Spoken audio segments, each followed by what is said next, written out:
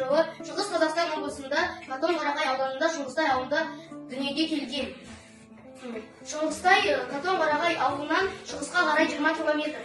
Ауыл Самсақты тауының баурайында, Бұқтырма өзенінің жағасында, Қайынды Қарағайлы орман арасында орналасқан.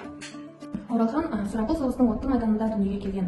Әкесі Бөкей Орал қаласында майданға аттанған кезде Оралхан іште жатқан кішкентай нәресте еді. Ол кезде соғыстың ауыртпалығын әйелдер көтерген. Ерлерінің жоқтығын білдіртпей, барлығы егін еккен, оны жинаған, мал баққан. Соның ішінде Күлия да сол жұмыстардан тыс қалмай ерен еңбек еткен. 1941 жылы 28 қыркүйекте Оралхан дүниеге келеді.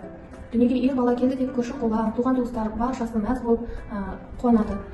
Оның әкесі Оралдан аман есен оралсын деген ниетпен атын Оралхан деп қояды. Ауылының іргесі 19 ғасырдың аяқ кезінде қаланған ауылдағы қазіргі Әбдікерім атындағы орта мектеп 1905 жылы ашылған. Осы мектепте Сұлтан Махмұт Торайғаров мұғалім болды. Өзінің жеке поэмасын осында жазған. Бір ғана Алтай өңіріне емес, бұл мектеп Қазақстанға талай қайраткер дайындап берді. Шыңғыстай орта мектебін 1961 жылы бітірген соң, сол мектепте аға вожатый және Алтай совхозында жартыш болып жұмыс істеді.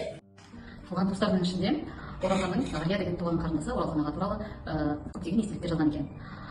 Сол естеліктердің бірін атап өтсек, бірін айтсақ, жаңағы 1966 жылы 1 қаңтарда Оралхан аға өзінің туған күнін жасамақ болып дайындалды деген.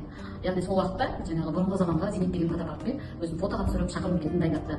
Және де сол шақыру билетіне өзі арнайы өлең шығарған екен. Сол өлеңнің жаңағы өлең болып берейік балалар сіздерге. Бүгін міне 23-ке толыппын, талай жырға, талай сырға жолықтым. Шыным осы ақ тілеулі достарым, мен анамның жалғыз ұлы болыппын.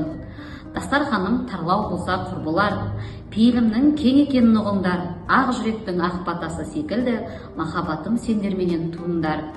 Сондықтан да уа достарым түсінші, осы кештің мәңгіліктік құны бар деп, осындай 4 шумақ өлеңін жаңағы өзінің шақыру билетіне жазған екен. Жеңгесімен өзінің жолдастарын таныстырмақ болып, сондай мақсатта жаңағы 1 қаңтар күні туған күнін ұйымдастырып жіберген екен.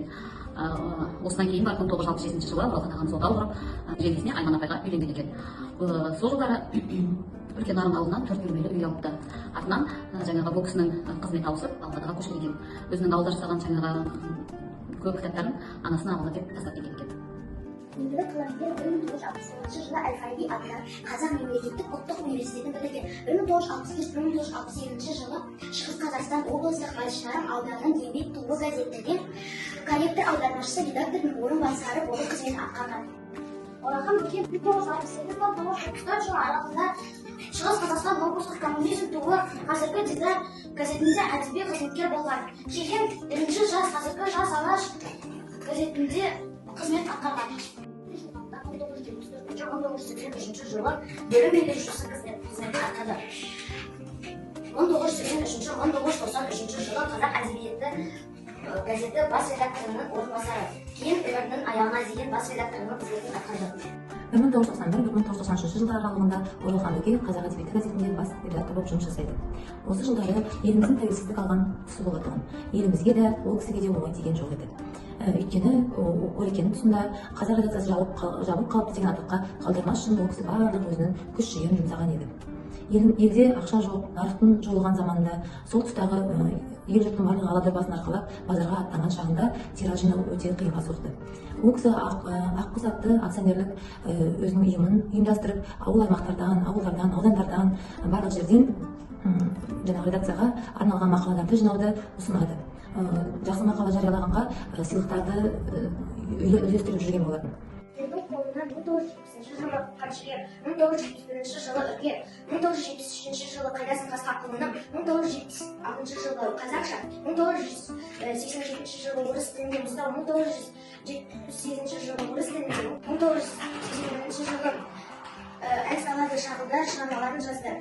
Осы шығармалар жазылған кітабы 1986 жылы орыс тілінде басылым көрді. 1983 жылы өз атымды кішкене ата келе романын жарық көрді. 1987 жылы Қайдасын тасқа құлыным атты пьесалары шықты. 1978 жылы әңгімелер мен повестер жинағы шықты. Көкейдің шығармалары КСРО және көптеген шетел тілдеріне аударылған.